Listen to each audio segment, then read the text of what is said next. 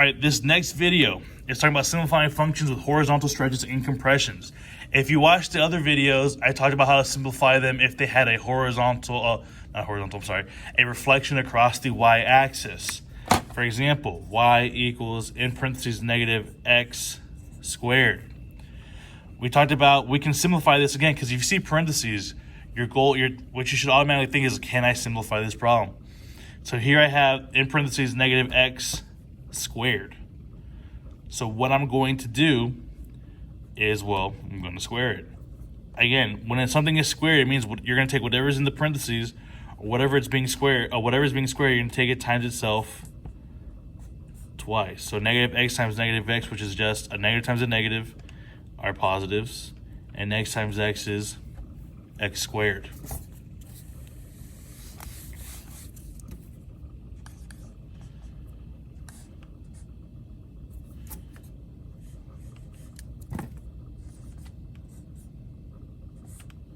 Here's our first problem.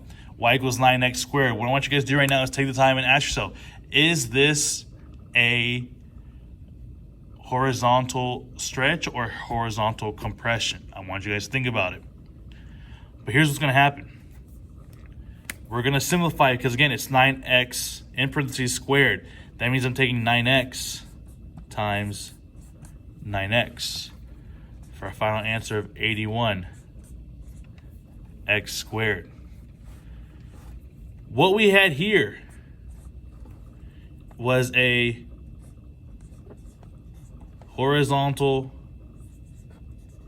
compression by a factor of 1/9. But what happens when I simplified it, I now no longer have a horizontal compression. I have a vertical stretch by a factor of 81. Now, one way to think about horizontal stretches and compressions compared to vertical stretches and compressions, which again, it's just an idea. It's not really accurate because the numbers are different. But one way of looking at it is, if I'm looking at a horizontal compression, it's the opposite of a vertical stretch. So if this was a horizontal stretch, then the end it should be a vertical compression. We're going to do another one.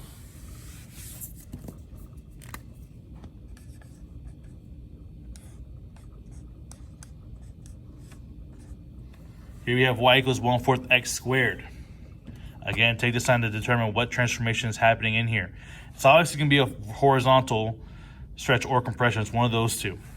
Again, because it's being squared, it means I have 1/4 x times 1/4 x. Hopefully we all know how to take 1/4 times 1/4. That is 1/16 x squared.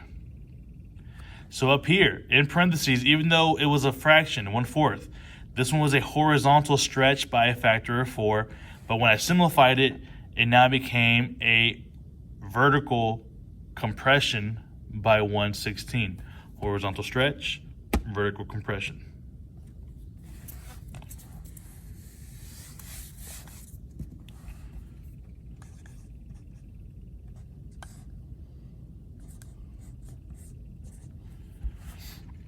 Problems like these you want to be careful with. So it's negative. See how that negative is on the outside? So this negative is not being squared, but this 2x is. So the first thing I'm going to do is order of operations, take 2x squared, which is 4x, and bring down that negative.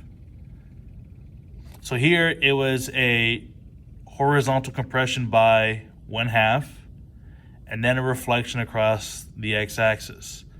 But now we have a vertical stretch by 4, and still the same reflection across the x-axis. If I had negative 8 squared, negative 8x all being squared. Here again, I have two transformations.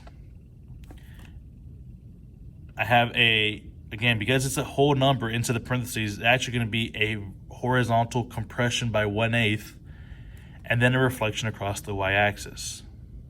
If you recall that video I made for the reflection across the y-axis, it doesn't really affect my the shape of my graph. It doesn't change. It doesn't really affect what happens to my points.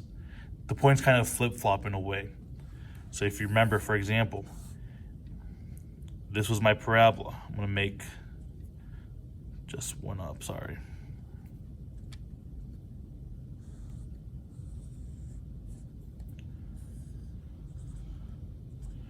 It's a beautiful parabola.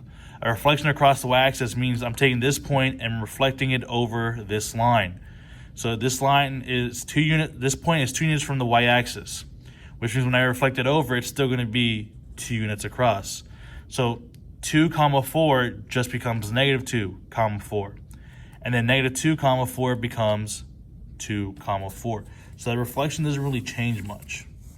That's why when I square this, it's negative 8x times negative 8x. A negative times a negative, they're both positives. 8 times 8 is 64x squared. That's why when I simplify this, there's no longer that reflection in the problem, because of that reflection doesn't really affect my graph. But here I went from a horizontal compression to a vertical stretch.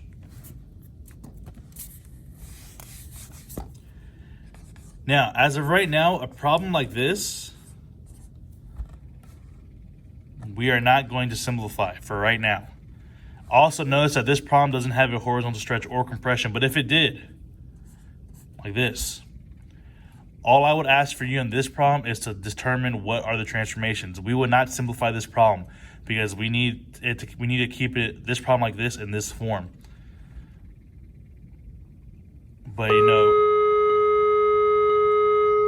again, if you were to simplify, remember it's being squared, it's 4x minus 1 times 4x minus 1. But again, we're not really worried about these. I am worried, though, that when you do these problems, that you simplify problems like this. If you do not simplify this problem, I will count it as wrong, because this problem can be simplified to 49x squared.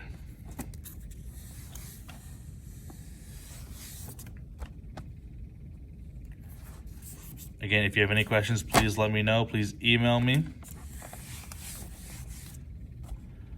And as of right now, that's pretty much it.